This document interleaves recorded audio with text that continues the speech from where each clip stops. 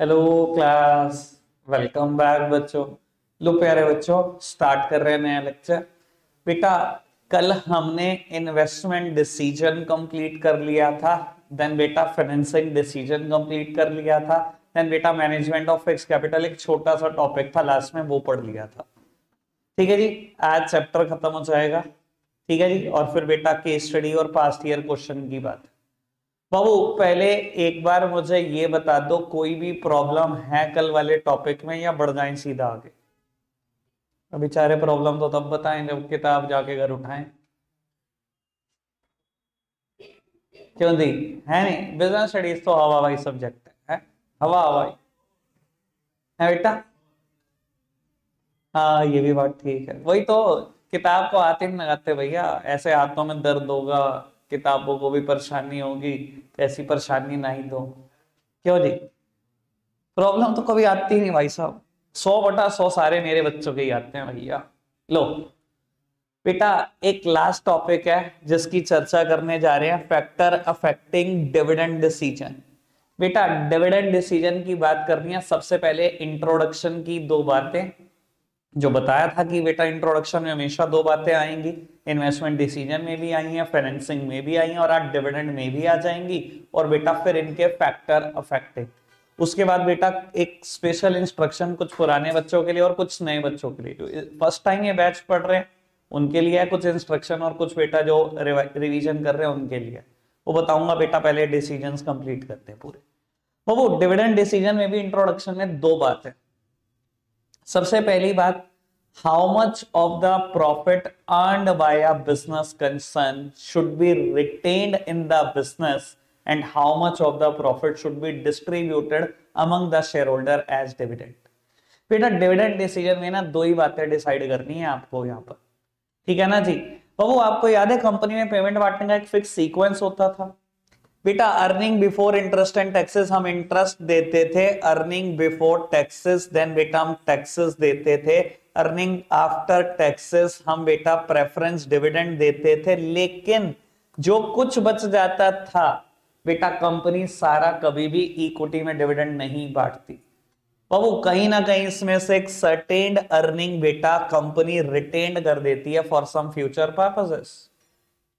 Future purpose कुछ भी हो सकता है बेटा। हो सकता है बेटा फ्यूचर में उन्होंने कोई एक्सपेंशन करना हो, कोई बेटा प्लांट एंड मशीनरी खरीदनी हो, कोई वर्किंग कैपिटल रिक्वायरमेंट हो, तो बेटा कहीं ना कहीं कंपनी कुछ ना कुछ रिटेन कर लेती थी, जिसको हम प्यार से रिटेन अर्निंग बोलते थे, और बचा हुआ बेटा इक्विटी डिविडेंड बांट देती थी। मैं भी यही बात कर रहा हूं।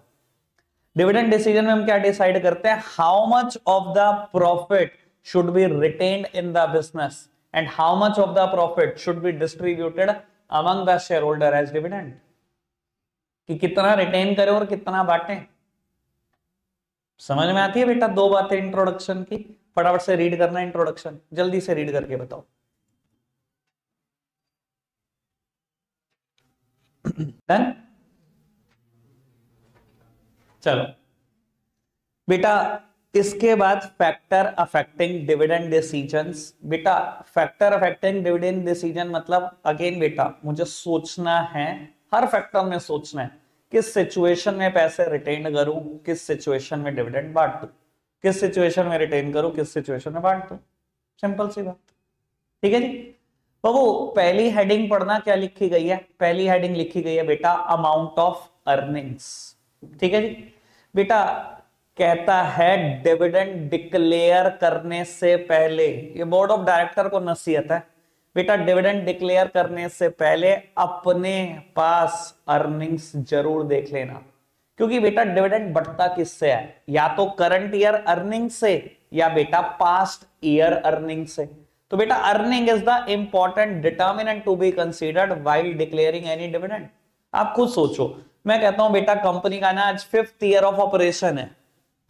पहले साल कंपनी ने ना 5 लाख कमाए थे, इसमें से ना रिटेन करे 20,000, बाकी सब डिविडेंड डिविडेंड बांट दिया खाली। बेटा अगले साल कंपनी ने 6 लाख रुपए कमाए, इसमें से ना 1 लाख रुपए रिटेन करे, बाकी सब बांट खाए। बाबू अगले साल कंपनी ने 8 लाख रुपए कमाए, 2 लाख रुपए रखे हुए, बाकी सब बांट खाया है, खर्चे कर दिए। बाबू अगले साल 10 लाख रुपए कमाए, इसमें से 3 लाख रिटेन करे, बाकी सब बांट खाया। इस साल कंपनी ने 15 लाख कमाए हैं और कंपनी का एक्सपेक्टेड खर्चा है 10 लाख रुपए। यानी कि पड़ा कितना कितना हुआ है मेरे पास भाई, 5 लाख इस साल का पड़ा हुआ है, बाकी 6,20,000 रुपए ये पड़ा हुआ है। बेटा जब आप डिविडेंड बांटने जा रहे हो अपनी अर्निंग को जरूर कंसीडर कर लेना, क्योंकि डिविडेंड बढ़ता किससे, या तो करंट ईयर अर्निंग से या पास्ट ईयर अर्निंग से। जो या तो पास्ट ईयर में रिटेन किया वो पड़ा होगा, या बेटा करंट ईयर जो कमाया होगा उसी से तो बांटोगे डिविडेंड। या ऐसे ही कुछ भी आए जी और डिक्लेयर कर दिया 15 लाख रुपए डिविडेंड है, 15 लाख। बेटा क्या चीज कंसीडर करनी चाहिए डिविडेंड बांटने से पहले, पहले प्रॉफिट तो कंसीडर कर। बटेगा तो प्रॉफिट से ही, या तो करंट ईयर से या पास्ट ईयर से। तो बेटा पहली चीज जो कंसीडर करनी है डिविडेंड अनाउंस करते टाइम, वो कमाइयां है। डन, कोई दिक्कत तो नहीं। साथ ही साथ लिंक कर देता हूं फिफ्थ हेडिंग। फिफ्थ हेडिंग क्या लिखी गई है पढ़कर बताना, कैश फ्लो पोजीशन। बेटा दूसरी बात, खाली प्रॉफिट होने से कुछ नहीं होता, इधर देखो प्लीज बेटा, खाली प्रॉफिट होने से कुछ नहीं होता, कैश फ्लो पोजीशन भी तो होनी चाहिए, कैश भी तो होना चाहिए आपके पास, क्योंकि बेटा dividend is always paid in cash, never paid in kind. ऐसा हो सकता है मेरे पास बेटा, मैंने जब बोला हूं कि मेरे पास प्रॉफिट है 11,20,000 जो कि दिखाई दे रहा है आपको बेटा, लेकिन कैश बैलेंस एक्चुअली में कम हो, मैंने वो रिटेन अर्निंग एफडी में इन्वेस्ट कर दी हो, वो तो कुछ भी सकता है ना बेटा। तो डिविडेंड क्योंकि कैश में पे होगा, खाली प्रॉफिट कंसीडर करने से कुछ नहीं होगा, सॉरी खाली प्रॉफिट कंसीडर करने से कुछ नहीं होगा बेटा, apart from profit cash flow भी कंसीडर करना उतना ही जरूरी है। ठीक है ना, अगर मैं सोच रहा हूं 8 लाख का डिविडेंड बांटूंगा, ठीक है आपके पास 11,20,000 प्रॉफिट है तो 8 लाख का बांट सकते हो डिविडेंड, बेटा 8 लाख का कैश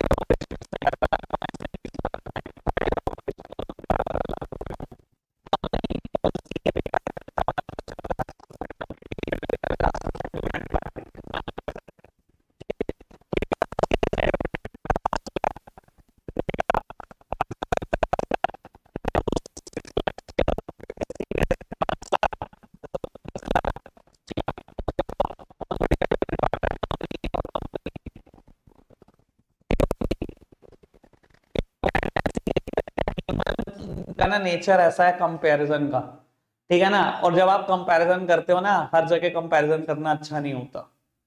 अब आप पता है क्या सोच रहे हो, अच्छा 5 लाख, 5 लाख बहुत बढ़िया, 6 लाख, 6 लाख बहुत बढ़िया, तू 5.5, तू 10, अरे भैया बहुत बढ़िया भैया कंपनी भी।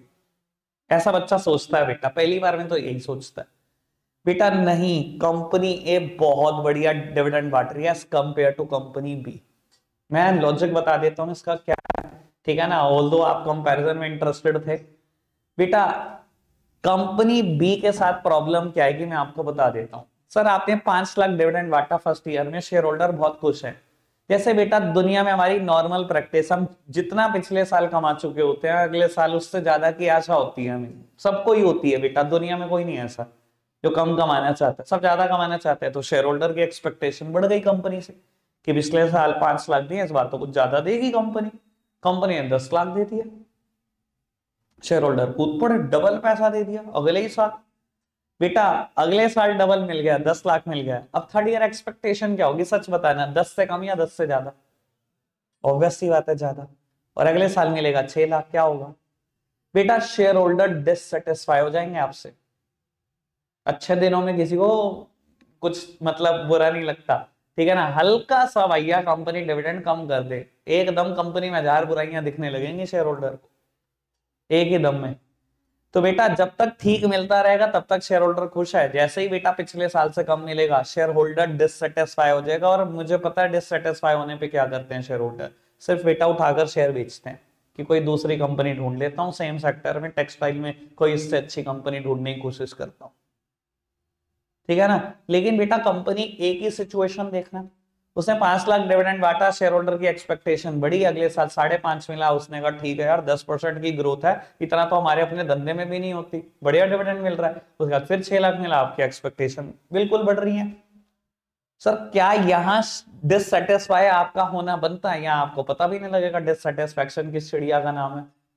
यहाँ तो आपको लगेगा बढ़िया है, चल रहा है जी धंधा, 10-10% बढ़ के आ रहा है डिविडेंड। क्लियर है बेटा बात, समझ में आती है बात? तो बेटा company having stable earnings are in a better position to declare better dividend.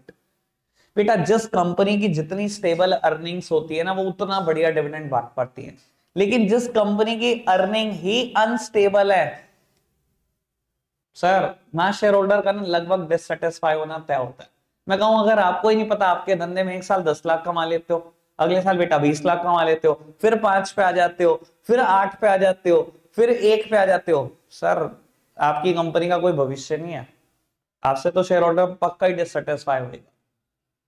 तो बेटा जिस कंपनी की जितनी स्टेबल अर्निंग उतना बेटर डिविडेंड। क्लियर है बेटा बात, समझ में आती है? स्टेबिलिटी ऑफ अर्निंग हेडिंग पक्का रीड करना चाहोगे क्योंकि टेक्निकल हेडिंग है, चलो पढ़ लो एक बार। और ये एग्जांपल नोट कर लो भैया, ये जरूर नोट कर लो, पेपर में ध्यान इससे ही आएगी हेडिंग। बेटा हेडिंग क्लियर है, स्टेबिलिटी ऑफ अर्निंग, इससे रिलेटेड हेडिंग है third heading, stability of dividend. सामने देखना, सामने देखो सर, एग्जांपल कंटिन्यू है सेम। बेटा चलो मैं ना आपको एक बात समझाने की कोशिश करता हूं। मैंने अभी बोला ना दोनों एक सेक्टर की कंपनियां, और दोनों की शुरुआत एक साथ हुई थी, पहला साल इसका जब खत्म हुआ इसका खत्म हुआ। बेटा जब दो कंपनियां लगभग सेम सेक्टर की होती है ना, लगभग profit margin remains the same.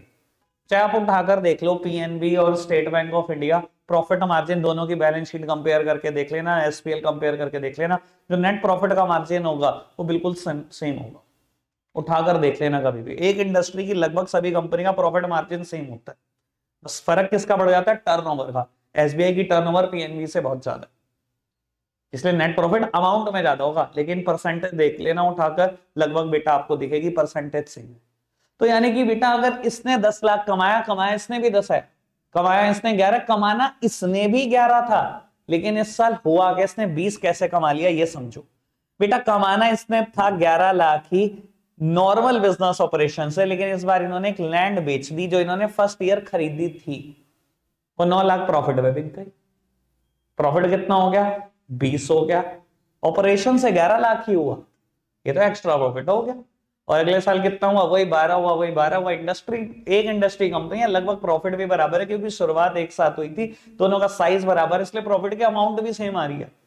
लेकिन इस साल क्या हुआ, फर्क किसका पड़ा, 9 लाख रुपए का, जो लैंड बेची उससे प्रॉफिट कमा लिया। बेटा एक बात हमेशा पल्ले बांध ले कंपनी, ठीक है, आप डिविडेंड स्टेबलाइजेशन की पॉलिसी फॉलो करते हैं, लेकिन बेटा कभी भी डिविडेंड ना तो टेम्परेरी अर्निंग्स से बांटते हैं, ना ही बेटा स्मॉलर अर्निंग्स से बांटते हैं। सुन लो बेटा मैं क्या बोल रहा हूं। बेटा अगर आपको डिविडेंड बांटना है, सर बांटते चलो, बट बेटा you must be sure that your earning potential will go up in the same ratio. देखो आपने 10 लाख कमाया, आपने आधा डिविडेंड बांट दिया, मुझे कोई ऑब्जेक्शन नहीं है। आपने 20 कमाया, आप आधा डिविडेंड बांटने में इंटरेस्टेड हो, लेकिन बांटने से पहले ये सोच लो, क्या मेरे अर्निंग पोटेंशियल ऐसे ही कंटिन्यू रहेंगे? क्वेश्चन पूछ लो अपने आप से कंपनी। अगर आपको पूरा कॉन्फिडेंस है that your earning potential will gone up in the same ratio, कि अगर मैंने इस साल 20 कमाया, अगले साल मैं 30 कमाने वाला हूं, सर बांटो डिविडेंड, कोई शेयर होल्डर डिससेटिस्फाई नहीं होगा, जब अगले साल 30 में से 15 मिलेंगे उसको तो। बट बेटा अगर आपको लगता है ना कि इसमें कुछ अर्निंग टेम्परेरी इन नेचर है, वो अगले साल कंटिन्यू नहीं होगी, सर उससे डिविडेंड नहीं बांटते कभी भी, उसको 100% रिटेन करते हैं। आपको पता है ना अगले साल लैंड नहीं बिकेगी, अगले साल 9 लाख का नहीं होगा प्रॉफिट, बेटा इसको 100% रिटेन करते, इसमें से बांटते बस आधा डिविडेंड। अगर आपको कॉन्फिडेंस है नहीं मेरी तो अर्निंग पोटेंशियल ऐसे ही कंटिन्यू रहेंगी, 20 के बाद 30 का ही नंबर आएगा, इससे कम नहीं आऊंगा मैं, सर फिर किसको ऑब्जेक्शन हो सकता है, फिर तो बांटो ना डिविडेंड। बट बेटा अगर आपकी अर्निंग टेम्परेरी इन नेचर है, उससे कभी डिविडेंड नहीं बांटते, हमेशा उसको 100% रिटेन करते हैं। समझ आई बात? क्लियर? एक और बात, खाली टेम्परेरी अर्निंग से तो डिविडेंड बांटना ही नहीं है, ये तो समझ में आ गई। एक और चीज से डिविडेंड नहीं बांटना, when your earnings are, when the increase in the earning are smaller in nature. मैं कहूं बेटा पहले साल प्रॉफिट हुआ 10 लाख, अगले साल प्रॉफिट हुआ 10 लाख 1,000, अब ये मत क्या ना 5 लाख 500 रुपए का डिविडेंड बांट देते हैं जी, 50% ही तो बांटता है। बेटा जब आपको पता इतना सा इंक्रीज हुआ है, शेयर होल्डर की जाड़ भी गिली नहीं होने की 500 रुपए में, बेटा फिर उसको डिससेटिस्फाई रहने दो, 5 का 5 ही दे दो अगले साल, 1000 का 1000 रिटेन कर लो। टेम्परेरी अर्निंग से कभी डिविडेंड नहीं बांटना, स्मॉलर इंक्रीज से कभी डिविडेंड नहीं बांटना, 100% of the portion should be retained. Clear है बेटा बात? समझ आई बात? पक्का? लास्ट हेडिंग पर आ जाओ बेटा। बेटा लास्ट हेडिंग होगी टैक्सेशन पॉलिसी। लो जी सामने देखना बेटा, डिविडेंड पर ना एक टैक्स लगता है, इस टैक्स को बोलते हैं कुछ लोग प्यार से सीडीटी, कुछ लोग प्यार से बोलते हैं डीडीटी। बेटा सीडीटी का मतलब होता है कॉर्पोरेट डिविडेंड टैक्स, और डीडीटी का मतलब होता है डिविडेंड डिस्ट्रीब्यूशन टैक्स, कुछ भी कह लो, डिविडेंड पे जो टैक्स लगता है वो यही है। सीडीटी मतलब कॉर्पोरेट डिविडेंड टैक्स, डीडीटी मतलब डिविडेंड डिस्ट्रीब्यूशन टैक्स। बेटा ये टैक्स हर हाल में कंपनी को देना होता है, और शेयर होल्डर के हाथ में ये इनकम एग्जेम्प्ट इनकम है। सुन लो बेटा इस चीज का मतलब, तब मैं हेडिंग पर शिफ्ट कर सकता हूं। बेटा आज एक कंपनी है रिलायंस इंडस्ट्रीज लिमिटेड, डिविडेंड बांटने जा रही है, ठीक है, डिविडेंड पे टैक्स लगता है सीडीटी या डीडीटी कुछ कहो। बेटा सरकार ने ना फंसा रखा है कंपनी को, और शेयर होल्डर को फ्री रख रखा है। सरकार ने कहा कंपनी तू डिविडेंड जब बांटेगी तो तेरी जिम्मेदारी है, तू टैक्स जमा कराएगी डिविडेंड का। सर एक बात बताऊं, लॉ आपको भी बनाना, लॉ मुझे भी बनाना, लॉ बनता यही है, लॉ में कमी नहीं होती ज्यादातर देखोगे तो आप। बेटा क्योंकि आप सोचो ना इनकम टैक्स अथॉरिटीज के एंगल से, अगर वो कंपनी को ना फंसाएं, रिलायंस में 14 लाख शेयर होल्डर है, 14 लाख डिविडेंड बट गया सबको, ठीक है, और मैं बोलूं 14 लाख में से 2 लाख ने टैक्स नहीं पे किया, इनकम टैक्स अथॉरिटी घूम रही है 2 लाख लोगों के पीछे, टैक्स दे दो टैक्स दे दो। सर इतना स्टाफ नहीं है, किसी गवर्नमेंट के पास नहीं हो सकता कि आप 2-2 लाख लोगों को ट्रेस कर रहे हो, 3-3 लाख लोगों को ट्रेस कर रहे हो एक छोटे से मैटर में। समझ में आती है बात? तो उन्होंने फंसा किसको दिया, कंपनी को। अब कितना आसान हो गया उनके लिए, एक अथॉरिटी को पकड़ना आसान है, 3 लाख लोगों को, 2 लाख लोगों को, एक इंस्टीट्यूशन को पकड़ लो ना। तो बेटा इनकम टैक्स लॉ ऐसा बना हुआ है कि कौन टैक्स देगा डिविडेंड पे, हमेशा कंपनी, कंपनी ने टैक्स दे दिया, फिर आप डिविडेंड बांट दो, वो इनकम शेयर होल्डर के हाथ में क्या होगी, एग्जैम्प्ट इनकम, क्योंकि एक इनकम के ऊपर एक ही तो बार टैक्स लोगे, दो बार थोड़ी लोगे, वो टैक्स दे तो दिया कंपनी ने, तो आपके हाथ में टैक्स नहीं लगेगा उस इनकम पे। कानून समझ में आया? अब मैं बताऊं, अपने मुद्दे पर आ जाऊं, लॉ समझ में आया, लॉ क्या है? चलो जी बेटा, अब ये कहता है, ये हेडिंग मेरी कहती है कि जिस टाइम आप डिविडेंड बांट रहे हो, अगर सीडीटी का रेट ज्यादा है तो डिविडेंड ना कम बांटने की सोचना। मान लो बेटा, जिस टाइम आप डिविडेंड बांट रहे हो, सीडीटी का रेट है 40%, कॉर्पोरेट डिविडेंड टैक्स का रेट है 40%, और कंपनी ने 20 लाख रुपए कमाया, सर सारा मत बांटने बैठ जाना, क्योंकि अगर आप आज सोचो कि मैं 20 लाख डिविडेंड बांट दूं, सर 40%, 8 लाख तो टैक्स में निकल जाएगा, शेयर होल्डर को लगेगा क्या दिया कंपनी ने, 12 लाख रुपए दिए सिर्फ। समझ में आ रही है बेटा बात? तो बाबू ऐसी सिचुएशन में क्या करो, आज थोड़ा कम बांट लो। कंपनी ने सोचा चलो हम 8 लाख बांटते, 8 लाख में से कितना टैक्स में निकल गया, 3,20,000 तो टैक्स में ही निकल गया, सीडीटी में ही निकल गया। ठीक है जी, तो बाबू शेयर होल्डर को मिला कितना, 4,80,000 रुपए मिला डिविडेंड, ठीक है ना। और जैसे ही मान लो किसी दिन सरकार की बेटा कोई अनाउंसमेंट आई और सीडीटी का रेट कम हो गया, सीडीटी का रेट आज सरकार ने 20% कर लिया, सर अभी बचा लिया था ना आपने 12 लाख रुपए, निकालो सारा का सारा बेटा, 12 लाख के ऊपर अब कितना टैक्स लगेगा, 20%, ये तो निकल गया सीडीटी में 2,40,000, बाबू बाकी कितना बच गया, 9,60,000। आज बांट दो ना सारा डिविडेंड, शेयर होल्डर को भी लगेगा कि बहुत ठीक ठाक इनकम मिल गई हमें। तो बड़ी सिंपल सा कंक्लूजन है, अगर सीडीटी का रेट ज्यादा है, डिविडेंड कम डिक्लेयर करो, रिटेन ज्यादा करो पैसा अपने पास,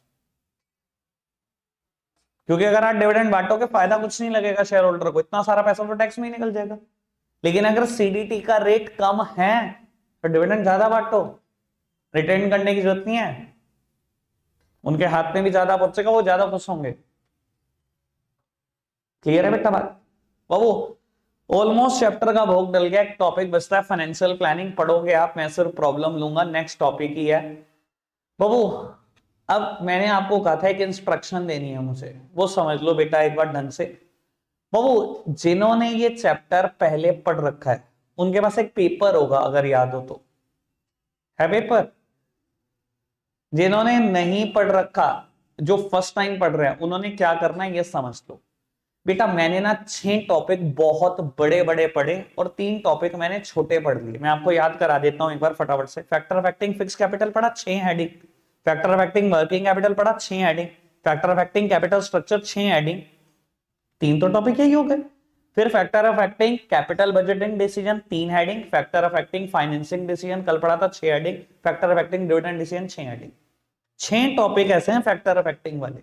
इसके अलावा ट्रेडिंग ऑन इक्विटी वो भी पढ़ा, मैनेजमेंट ऑफ फिक्स कैपिटल कल वो भी पढ़ा, फाइनेंशियल मैनेजमेंट और बिजनेस फाइनेंस की डेफिनेशन और उनके ऑब्जेक्टिव पढ़े। 3 टॉपिक छोटे भी पढ़ लिए, ठीक है सर। 9 टॉपिक है अगर देखा जाए, और एक फाइनेंशियल प्लानिंग वो भी एक बड़ा टॉपिक है बेटा। 7 बड़े टॉपिक हो गए अगर आप सोचो तो इस हिसाब से। पर बेटा मैं हमेशा बोलता हूं ये चैप्टर खत्म होके खत्म नहीं होता, खत्म होके नहीं खत्म होता। क्यों खत्म नहीं होता बेटा? वो उठाकर देखो NCERT, factor of acting fix capital 9 या 10 हेडिंग, मैंने कितनी कराई? 6। भैया मैं ये कह सकता हूँ नहीं नहीं पेपर तो मैंने बनाया, भैया मैं वैसे टीचर की तरह नहीं हूँ जो आपको किसी भी तरीके से गुमराह रखो, नहीं नहीं मेरे नोट्स में से ही आता है पेपर। भैया मैं कैसे कह दूं, कहीं से आ सकता है, मेरे 6 हेडिंग में से ही आना है क्या? ऐसी तो कोई जबरदस्ती नहीं है। केस स्टडी वालों को तो वैसे भी पूरी खुली छुट्टी होती है, उन्हें लगता है वही जो मुश्किल लाइन है, जो मुश्किल केस है, वहां से बेटा उठा दो। तो भैया जो मैंने बची हुई 4 हेडिंग नहीं कराई, वहां से आ गई केस स्टडी कोई तो बेटा factor of acting fix capital में 4 हेडिंग और रहती हैं, वर्किंग कैपिटल में रहती है। कैपिटल स्ट्रक्चर देखो तो बुक में 14 हेडिंग है, मैंने 6 कराई, 8 और रहती हैं। फाइनेंसिंग डिसीजन में और हेडिंग रहती है, डिविडेंड में और रहती हैं। अब करना है क्या समझ लो बेटा, जितनी मैंने हेडिंग कराई उतनी तो करी हमने बाबू। अब हम पास्ट जितने ईयर में आई हुई हैं बेटा, और कुछ भी हेडिंग वो सब कर देंगे। हाँ 100% नहीं करेंगे, अभी भी मैं ये बोल रहा हूं 85% 90% चैप्टर में करा, यानी कि कैपिटल स्ट्रक्चर में अगर मान लो पास्ट ईयर हम क्वेश्चन देखते हैं, 4 हेडिंग और आई हैं, 4 और करा दूंगा, 6 ये कर ली, 4 और कर ली, 10 कर ली। पर बेटा मैं कराना उतना चाहता हूं जितना यहाँ टिक जाए। मैं पढ़ू 14 के चक्कर में, या मैं पढ़ू सारी हेडिंग के चक्कर में, 100 हेडिंग इसी चैप्टर में हो जाए, रायता वहां कराओ, पता लगे वो 36 भी ना टिकी जो टिकानी चाहिए थी। समझे ना बात को? तो लास्ट ईयर कह रहा हूं, मेन बैच से आपने देखा होगा बेटा क्या कैसे हमने किया था, बिल्कुल वैसे ही करेंगे। सुन लो बाबू, आप कल नोट्स बनाकर लाओगे, एक पेपर पे लिख कर लाओगे सभी हेडिंग्स, जिन्होंने पहले नहीं लिखी क्या कर रहे होंगे वो लिखेंगे topic, factor affecting fix capital, 6 heading notes की, 5 लाइन छोड़ देना। Factor affecting working capital, 6 heading notes की, 5 लाइन छोड़ देना। वो क्यों छोड़ रहे हो पता है ना? पास्ट ईयर का क्वेश्चन आएगा, मैं फिर हेडिंग ऐड कराऊंगा, ठीक है ना? और वो पेपर बोर्ड में बहुत हेल्प करेगा आपकी। ये पेपर जब तैयार हो जाएगा तो बेटा बोर्ड में रिवीजन के भी काम आएंगी ये सारी हेडिंग्स, ठीक है जी। कल हम केस स्टडी शुरू करेंगे इस चैप्टर के, वो 6 टॉपिक की सभी हेडिंग्स लिख कर लाना, 5-5 लाइन छोड़कर, ठीक है जी। आज के लिए रखेंगे इतना ही, बाय बाय।